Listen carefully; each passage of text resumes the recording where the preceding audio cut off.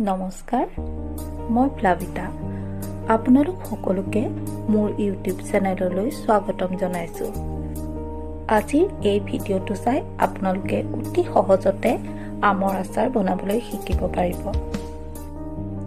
ইয়াৰ বাবে আমাক লাগিব কেঁচা আম। প্ৰথমতে আমখিনি এইদৰে সৰু সৰুকৈ কাটি ল'ব। মছলাৰ বাবে আমাক লাগিব জিৰা গুড়ি, চফ গুড়ি, হালধি, ধনিয়া গুড়ি, জলকীয়া গুড়ি আৰু সৰিয়হ গুড়ি। এয়া মিঠাতেল আৰু লগতে অলপ নিমখ।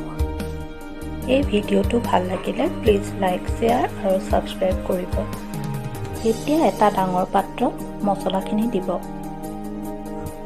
তাৰ পাছত এই মছলাখিনিত মিঠাতেল দি ভালদৰে মিলাব। তাৰ পাছত ইয়াত কাটি লোৱা আমৰ টুকুৰাখিনি দি দিব। চাব যাতে এই মছলাখিনি আমৰ টুকুৰাবোৰত ভালদৰে লাগি ধৰে। তাৰ পাছত এই আমৰ আচাৰখিনি ৩-৪ দিনমান ৰ'দত দিব। ভিডিঅ'টো শেষলৈকে চোৱাৰ বাবে আপোনালোকক অশেষ ধন্যবাদ। এয়া চাওক, ৪ দিনৰ পাছত এই আমৰ আচাৰখিনি খাব পৰা হৈ গৈছে।